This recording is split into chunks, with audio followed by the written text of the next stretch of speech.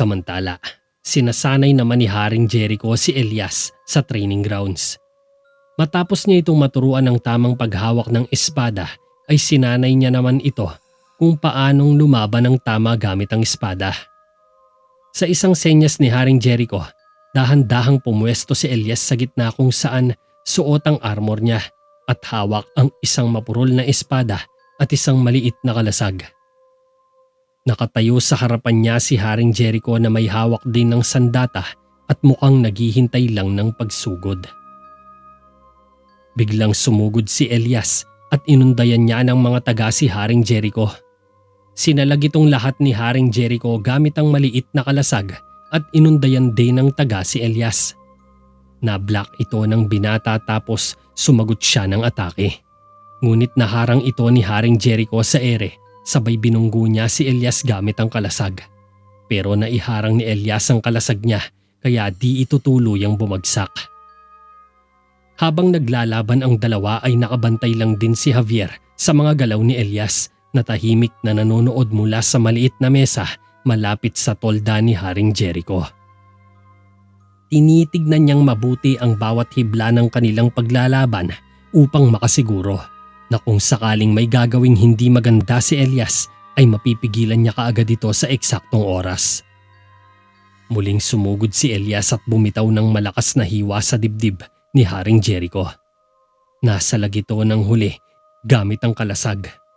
Ngunit napaatras siya dahil sa impact na may kasamang ngiti. Mukhang natututo na rin si Elias sa lahat ng mga tinuturo nito sa kanya. Biglang hinawakang mabuti ni Haring Jericho ang sariling espada pagkatapos ay sumugod siya kay Elias.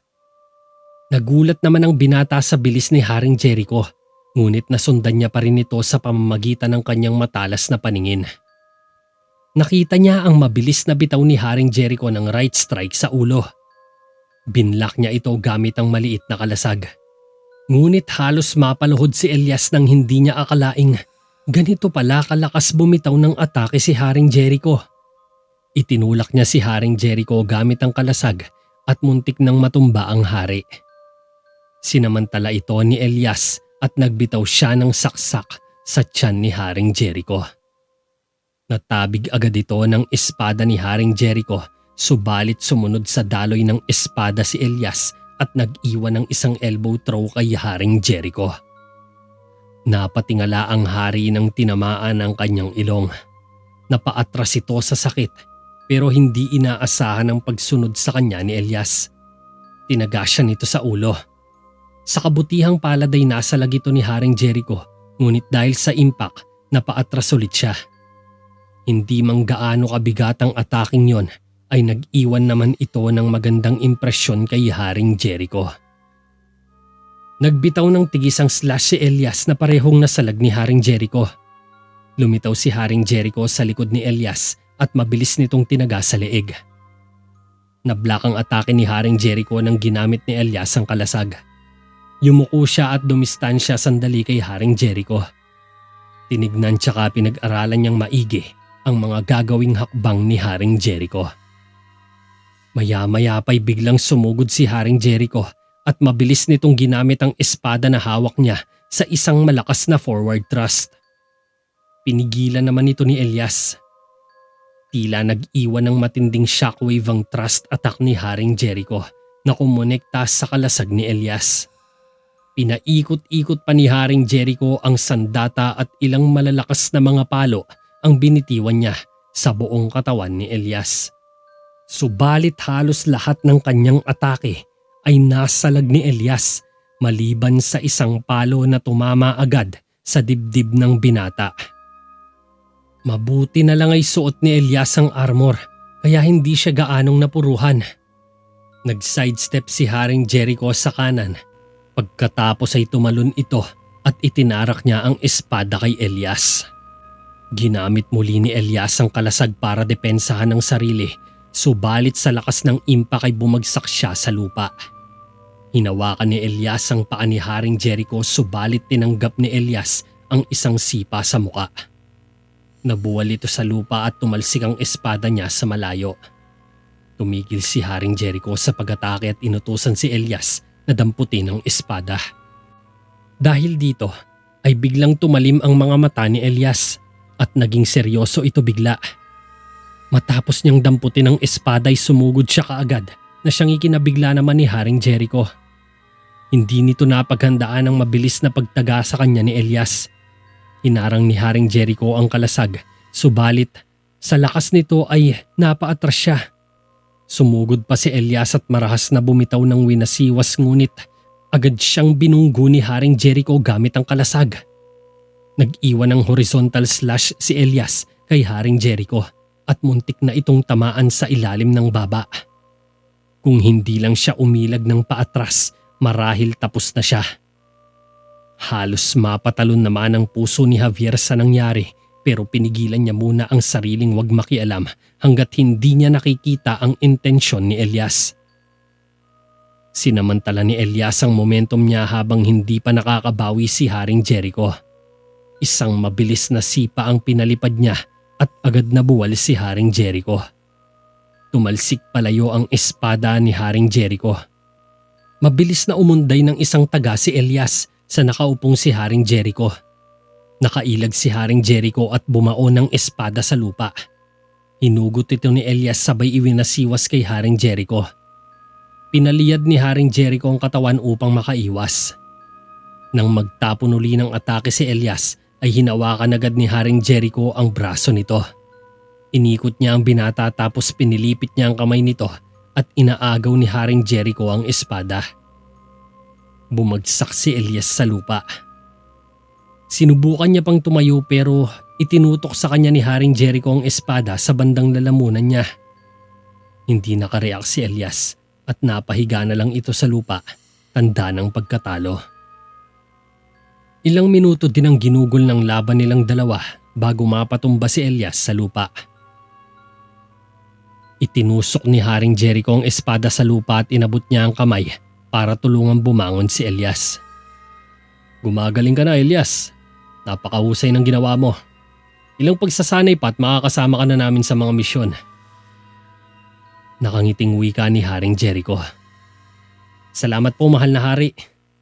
Sagot naman ni Elias na natutuwa sa resulta ng kanyang mahabang pagsasanay. Maaari na nating simulan ang pagsubok mo sa lalong madaling panahon. Sambit pa ni Haring Jericho. Kamahalan! Pumapalakpak na lumapit si Javier. Inakbayan ni Haring Jericho ang balikat ni Elias habang naglalakad sila palayo kay Javier na tila hindi nila ito napansin. Napa-beast mode tuloy si Javier sa inasal ni Haring Jericho. Gayunpaman, sinundan niya pa rin sila upang kunin ang armor ni Haring Jericho. Habang papasok sila sa silid, ay sinabi sa kanya ni Haring Jericho na humuhusay na si Elias at sa palagay niya ay magiging isa si Elias sa kanyang mga pinakamahusay na kabalyero sa loob lamang ng ilang buwan. Gumamit si Elias ng kontre-kwarte sa aking malakas na opensa. Ito'y mahusay na estilo, alam mo ba? Teka, naiintindihan mo naman siguro kung ano ang kontre-kwarte? Tanong ni Haring Jericho at itinapon niya ang mga gwantes sa lamesa. Kinuha naman ito ni Javier. Siyempre naman, sa isang hula, isang batang lalaki ang siyang tatapos sa imperyo ng hari. Sasaksakin niya ito sa tiyan at doon magtatapos ang mahalagang bahagi ng kwento. Matalinhagang wika ni Javier. Alam mo, nagpapansin ka na naman. Inis na pumunta si Haring Jericho sa likod ng screen na malapit lamang sa kanyang kama at isinabit nito ang sinturon sa ibabaw ng screen. Kinuha naman ito ni Javier para malabhan din. Seryoso, anong tingin mo sa batang si Elias? Tanong pa ni Haring Jericho habang hinuhubad ang kanyang plated chest tapos sinunod ang kanyang maong na pantalon. Tingin ko naman mukhang umuunlad nga siya. Marami siyang natututunan sa'yo. Tugon ni Javier. Nasa kanya ang lahat ng mga teknik ng isang mahusay na kabalyero. Yun ba ang tingin mo? Saad ng batang hari. Maraming mahuhusay na kabalyero sa Terraveda. Kahit na nung nagsisimula pa, malaki ang pagkakaiba nila sa batang si Elias. Matagal na panahon pa bago niya maabot ang ganoong antas. Paliwanag naman ni Javier. Oo, pero kung hindi ako nagkakamali, isa siya sa pinakamagaling sa kanila. Pagpupuri pa ni Haring Jericho sa kanyang estudyante. Lumabas siya mula sa likod ng screen at tinabot kay Javier ang pantalon. At desidido akong wala siyang matatanggap kundi pagpapalakas ng loob mula sa akin. Dagdag pa nito at itinapon ng kamiseta kay Javier. Nag-aalala si Javier sa pagiging malapit ni Haring Jericho kay Elias dahil kung sakaling magpatuloy ito, maaaring maging sanhi ito ng maagang pagpanaw ng hari. Sa pag-oobserba niya sa batang si Elias, ay tila wala itong pakialam sa paligid niya. Basta't ang mahalaga ay makapaglingkod ito sa kanyang hari. Ito naman ang madalas na pinangangambahan ni Javier, sapagkat pwedeng maging daan ito para mabigyan ng pagkakataon si Elias na mapaslang si Haring Jericho. Matapos malagay sa labahan ng mga damit, pumunta sa bahay si Javier upang tulungan ng tiyuhin na ibalik ang mga libro sa kanilang maliit na bookshelf sa bahay. Tinatalakay din nila ang kanyang mga hinala tungkol kay Elias kahit na ito'y mukhang perpektong kabalyero mula sa paningin ni Haring Jericho. Isang batang tahimik, mahinhin, bihira lang magsalita at maalalahanin. Ngunit sa kabila nito, binabangungot pa rin si Javier sa kanyang pangitain sa kuweba kung papaano pinatay ni Elias si Haring Jericho sa gitna ng digmaan. Subalit binalaan siya ni Mang Rigor na maraming landas ang ipinapakita ng hinaharap at walang ginagawa si Elias kundi kabutihan lamang kay Haring Jericho. Pero hindi pa rin mawala ang matinding alalahanin ni Javier sapagkat naniniwala siyang hindi pa nagkakamali ang mga nakikita niya. Maraming beses na itong nangyari mula kay Raya hanggang sa pagbagsak ng kaharian. Lahat ng ito'y nasaksihan niya sa propesiya. Baka sa tingin mo lang, hindi pa siya handa. Saad ni Mang Rigor para mabawasan ang alalahanin ni Javier. Di nga yun ganun. Aminin ko na isa siyang mahusay na eskrimador. Nakita mismo ng mga mata kong mabilis nitong pagunlad. Pero nanatili ang kutob ni Javier. Pero dahil ba napakabata pa niya, masyadong matigas ang ulo kaya nag-aalala ka. Ani Mang Rigor at inabot kay Javier ang 2 libro upang maisilid sa shelves. Hindi. Lagi nga itong maalalahanin at napakatahimik. Bihira mo lang siya makita magsalita, pero hindi ba't yun ang isang kaduda-dudang bagay? Tanong ni Javier habang inilalagay niya ang mga libro sa istante. Bumaba ulit siya upang kunin ang mga librong naiwan sa mesa. Masyado lang siyang naninibago sa bagong mundong ginagalawan niya ngayon, Javier. Hayaan mo munang lasapin niya ito. Minsan lang niyang maranasan ng maging malaya. Ipagkakait mo ba yun sa kanya? Sabay na inabot ni Mang Rigor ang maraming libro kay Javier. Hindi naman yun ang ibig kong sabihin. Hindi lang maalis sa isip kong nakita ko. Si Elias ang nakatakdang druid, nagaganap sa isang nakakakilabot na bahagi tungo sa kamatayan ni Jericho. Paliwanag ni Javier. Marahil hindi. Ang hinaharap may pagkakaiba din. Tanging hinala lamang ang isang yan. Nakita mo na ba siyang nagpakita ng kahit ano maliban sa kabaitan kay Jericho? Seryosong tanong ni Mang Rigor sa pamangkin. Wala pa, pero napatigil sa pagsasalita si Javier. Kung nanaisin ni Elias na sumpain si Jericho, meron siyang sapat na pagkakataong gawin yon. Siya ay isang kaibig-ibig na bata, Javier. Kaya sa halip na pagtuunan mo siya ng pansin, asikasuhin mo na lang ang mga libro dyan at ayusin mong mabuti. Reklamo ng matanda. Alam ko, gusto ko naman rin siya. Pero hindi ko pwedeng baliwalain ang mga nakita ko. Giit ni Javier. Napailing na lang sabay na napabuntong hininga si Mang Rigor. Ang nakakakita Hindi katulad ng pag-alam. Dapat nating malaman yon para tayo makatiyak bago tayo kumilos at gumawa ng hakbang. Wika ni Mang Rigor. Napaisip naman si Javier ng malalim mula sa tinura ng tiyuhin. Kinaumagahan, pumasok si Nicolas sa silid ng konseho habang nagpupulong ang mga ministro at ilang kinatawan ng hukuman. Umupo si Nicolas sa mahabang lamesa kung saan nakaupo si Haring Jericho sa bandang dulo para iulat sa kanya ang isang trahedyang nangyari sa isa sa kanilang mga garrison na nakatayo sa loob ng kagubatan ng Brechfa. May isang lalaking nakabalabal ang biglang naharang ng mga kawal at sinubukan siyang tanungin. Ngunit naging kakaiba at maligalig ang ikinilos ng lalaki kaya nagduda ang mga bantay at sinubukan nila itong hulihin pero tumakbo palayo ang lalaki. Hinabol nila ito hanggang sa mapadpad sila sa masukal na parte. Dito ay nasukol nila ang nakabalabal na lalaki subalit walang pag-aalinlangan nitong ginamit ang salamangka upang patumbahin ang mga gwardya. Pero sa kasamaang palad, nadamay ang isang kabalyero na tumutulong lang sa paghuli sa mahiwagang lalaki. Napatay din ito ngunit ang masakit rito ay kababata at matalik itong kaibigan ni Haring Jericho. Dahil sa galit, iniutos niya kaagad na ang mga gwardya sa silangang teritoryo ay manatiling alerto pagkatapos ay idineklara niya na siya ang mangunguna sa paghahanap sa lalaking ito para iharap sa hukuman. Ano pa mga nakalap mong balita mula sa silangang teritoryo, Nicolas? Meron bang pagkakakilanlan ng lalaking ito? Tanong pa ni Haring Jericho habang ito ay seryoso at tila pinipigilan ng sariling manginig sa galit. Mahal na hari, ako'y natatakot na tulad ng alam mo. Ilang araw na ang nakalipas, hinarang ng ating garrison sa kagubatan ng Brechfa ang lalaking nagngangalang Oscar. Wika ni Nicolas.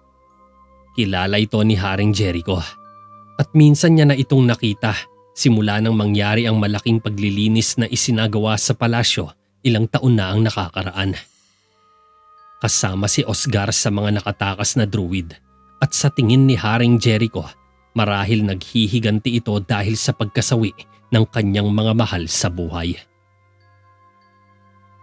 Ang mangkukulam, sambit ni Haring Jericho. Ganon din ang hinala ko. Sinubukan nilang tanungin siya nang gamitin niya ang kanyang kapangyarihan para makatakas. Ikinalulungkot kong magulat sa inyo ngunit kumpirmado nga pong si Ranulf ang kasama sa mga namatay doon. Malungkot na pahayag ni Nicolas. Napahinto sandali si Haring Jericho. Nagdadalamhati ito at malinaw na natulala sa balita. Hindi niya akalain na masasawi agad ang isa sa magigiting na kabalyero niya. Siya ay isang tapat at tunay na kabalyero. Tumingala siya kay Nicolas na malungkot na nakatingin sa kanya. Panatilihing nakalagay sa mataas na alerto ang lahat ng tauhan sa silangang teritoryo. Utos ni Haring Jericho. Masusunod po, mahal na hari. Kumilos agad si Nicolas. Ako mismo ang mamumuno sa isang pangkat para dalhin itong Oscar sa konseho. Tumangulang si Nicolas at lumabas na ng silid. Pumunta naman si Haring Jericho sa silid upang maghanda sa paglalakbay. Sinundan siya ng kanyang asawa mula sa pagpupulong matapos nitong sabihan si Elias na kailangan siyang makausap ng hari. Kailangan mo pa bang pumunta ng personal? Tanong ni Reyna Michelle sa asawa habang inilalatag sa lamesa ang dalawang mapa na nakuha niya mula sa Burial Vault. Ang isang hari dapat mamuno sa kanyang mga tao. Kung hindi, mawawalan siya ng silbi sa kanila. Saad ni Haring Jericho at binuklat ang isang mapa at tinignan ito. Pinangunahan mo na dati ang mga tauhan mo noong niligtas mo ang tiyuhin ni Marina. Pero ano nangyari? Munti ka nang mawala sa akin. Hinaing ng Reyna. Ang pagkamatay ni Ranulf ay hindi maaring hindi mabigyan ng hustisya. Gusto kong mahuli ang taong yon at maparusahan. Sagot naman ni Haring Jericho. Marami ka pang mahuhusay na tauhan para mahuli siya. Hindi mo na dapat kailangan pumunta. Umiiling na sabi ni Reyna Michelle. Lumapit sa kanya si Haring Jericho at malumanay itong tumayo sa likod niya tsaka marahan na ipinatong ang mga kamay sa mga balikat niya. Marahan siyang hinimas at minasahin ng asawa mula sa balikat hanggang sa ulo. Napahawak na lamang si Reyna Michelle sa braso ni Haring Jericho nang gumaan ang pakiramdam niya. Matapos nito, lumapit si Haring Jericho sa mga mapa at pinag-aralan niya itong mabuti. Hindi lang siya kabilang sa mga kabalyero ko, Michelle, kundi kaibigan ko din siya tulad ng pagkakaibigan ninyo ni Nicolas. Kilala na namin ang isa't isa simula pagkabata, kaya kinakailangan kong umalis. Huwag kang matakot. Sinisiguro ko sa iyong ako'y magiging ganap na ligtas. Gaya ng sinabi mo, marami akong mga mahuhusay na kabalyero, hindi ba? May kumatok bigla sa pintuan nila. Sige, pumasok ka. Pahintulot ni Haring Jericho. Nagbukas ang pinto at sumilip ang kalahating katawan ni Elias. Nais mo raw akong makita, kamahalan? Saad ni Elias. Ah, Elias, ikaw pala. Sige, pasok ka. Utos ni Haring Jericho habang nirorolyo ang mapa. Pumasok si Elias at magiting na tumayo sa likod ng pinto gaya ng isang ganap na kabalyero. Diretso ang tingin at seryosong hinihintay ang mga iuutos ni Haring Jericho. Napapangiti na lamang tuloy si Reyna Michelle sa postura niya dahil kung tutuusin, napakabata pa niya ngunit daig pa niya ang commander na may mataas na ranggo kung umasta. Dumating na ang oras para samahan mong iyong hari. Handa ka na ba? Tanong ni Haring Jericho. Ano pong ibig ninyong sabihin? Gulat na sabi ni Elias. Gusto kong samahan mo ako sa isang misyon sa maitim na bundok. Proklama ni Haring Jericho. Dahil sa narinig, nag-double take ang reaksyon ni Elias. Tila nahihirapan siyang paniwalaan na nangyayari ito. Ito pa lang kasi ang unang beses na isasama siya ng Haring Jericho sa misyon. Ang paglalakbay na kabilang sa mga ranked S mission, kaya kung susumahin ay napakadelikado ng susuungin nilang lugar. Alam ito ni Elias sapagkat minsan na siyang nakapunta sa nasabing lugar mula noong mapasama siya sa isang grupo ng mga druid na mahilig manirahan sa mga tagong kabundukan. Ako po, sasama sa Brechfa? Paniniguro pa ni Elias. Binabati kita. Nakangiting sagot ni Haring Jericho. Isa po itong malaking karangalan. Salamat sa inyo. Sisikapin ko pong pagbutihin ang aking trabaho. Sabay nagbow si Elias. Napapangiti na lang ng lihim ang Reyna. Nakuha mo na ang iyong pwesto na nararapat sa iyo. Maging handa ka sa pag-alis sa madaling araw. Wika ni Haring Jericho. Nagbow ulit si Elias at lumabas na. Subalit bago pa man nito isara ang pinto, lumingon siya sa hari. Ako'y magiging masunurin sa iyo, kamahalan. Hindi mo ito pagsisisihan. Pinapangako ko. Sabik itong lumabas at maingat na isinara ang pintuan. Napangiti na lang si Haring Jericho sa inasal ni Elias. Ngunit agad niyang sinabi sa asawa na magiging isang mahusay niyang kabalyero si Elias balang araw. Dahil sa mga naituro nito, tiyak na mas huhusay pa ito kaysa sa inaasahan niya sa hinaharap. Nasa kanya ang lahat ng mga tanda ng isang mahusay na kabalyero. Wika pa ni Haring Jericho sa asawa. Naniniwala ka bang magiging mahusay pa siya kaysa sa inaakala mo? Sabay ngiti ni Reyna Michelle. Naniniwala ako doon. Sagot naman ni Haring Jericho. Kinaumagahan, naghahanda nang umalis ang mga kabalyero sa bayan. Inaayos ni Elias ang saddle sa kanyang kabayo habang pinapanood siya ng mga kabalyero na sina Ramon, Eliseo, Nicolas at Kael. Sigurado ka bang wala kang nakalimutan, Elias? Tumingala si Elias kay Nicolas. Medyo naguguluhan. Iniisip niya kung nadala na ba niya lahat o baka may nakalimutan siya. Tumingin siya uli kay Nicolas. Sa tingin mo ba meron? Inosenteng tanong niya. Hindi ba siya nawawalan ng punyal? Sabat ni Ramon. Wala akong makitang bote ng tubig. Hirit naman ni Eliseo. Ang mga bota. Wala siyang suot na mga bota. Sa tingin ko, babaon siya sa putikan. Segunda naman ni Kael. Napatingin si Elias sa sarili habang iniisip kung ano ang mga bagay na nakalimutan pa niya. Lumingon siya sa likuran. Lalo pa siyang naguluhan dahil kumpleto naman siya ng mga gamit. Nagtawanan tuloy ang mga kabalyero. Lingid sa kanyang kaalaman, pinagkakatuwaan lang siya ng mga to. Sa kabilang dako, tinutulungan ni Javier si Haring Jericho na lagyan ng saddle ang kanyang kabayo. Napatingin silang dalawa kay Elias habang sinasakyan nito ang itim na kabayo.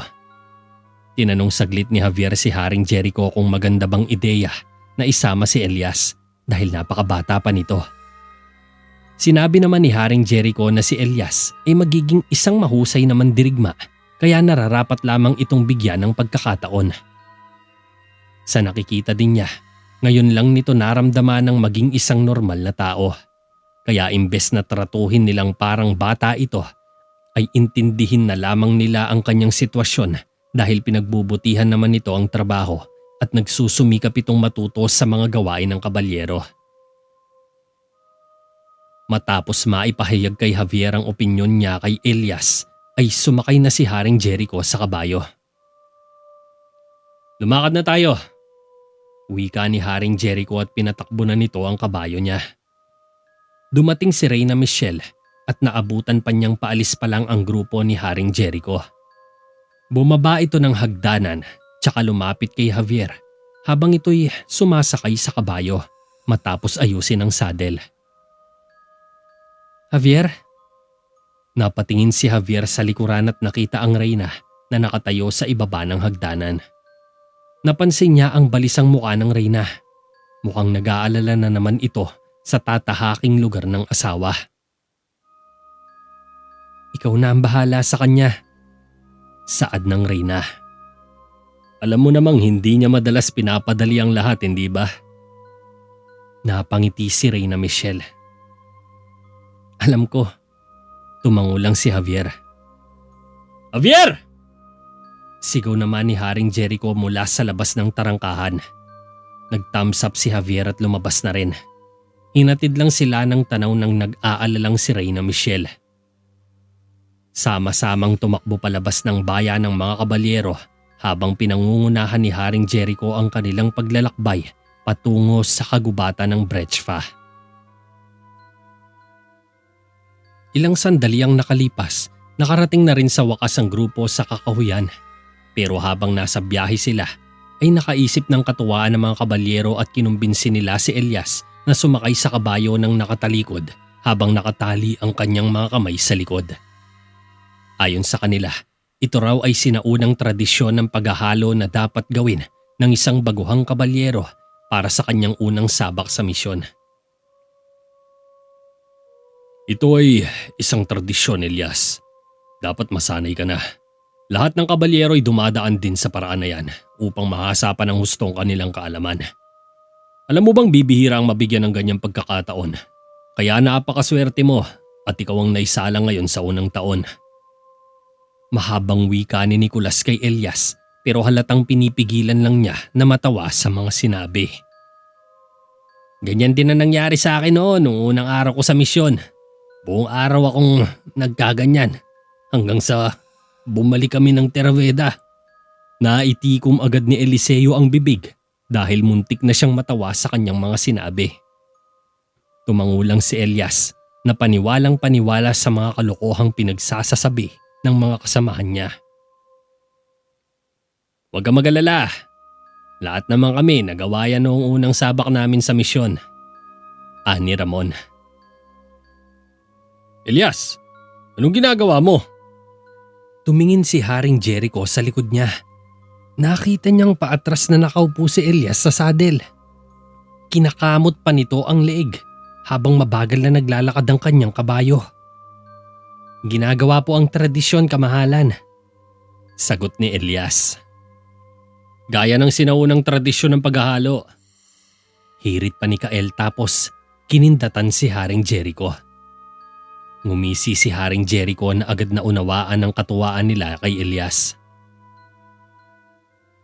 Siyempre, naniniwala akong makakaya mo yan hanggang sa makauwi tayo.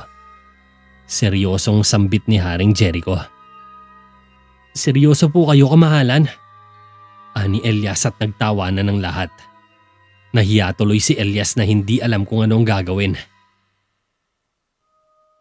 Nang makarating sila sa bukana ng Brechfa, ay napansin nila ang isang nagpapahingang kabayo na nakatali sa maliit na puno. Mabilis na nagduda si Kael. Si Oscar, malapit lang siya dito. Wika nito. Lahat ay bumaba sa kanilang mga kabayo at nagsihugot ng mga sandata. Tinahak nila ang masukal na gubat. Dahan-dahan silang kumilos habang maingat na iniikot ang mga paningin sa buong paligid. Sa paglalakad-lakad nila ay napadpad sila sa isang bahagi ng kagubatan na puno ng mga tuyong dahon at may maliliit na punong nakatanim. Naging maingat sila sa kanilang mga hakbang hanggang sa napahinto si Ramon nang may mamata ang bakas ng mga paa sa lupa. Lumuhod siya at sinuri ito. Napansin niyang medyo malambot pa ito kaya naisip niyang nasa malapit lang si Oscar at tiyak na hindi pa ito nakakalayo. Pagtingala niya, may napansin siyang isang piraso ng tela ng balabal na sumabit sa isang tangkay ng halamanan. Kinuha niya ito tapos pinisil-pisil. Naramdaman niyang mainit ito kaya mas lalong lumakas ang hinala ni Ramon na nasa paligid lamang si Oscar.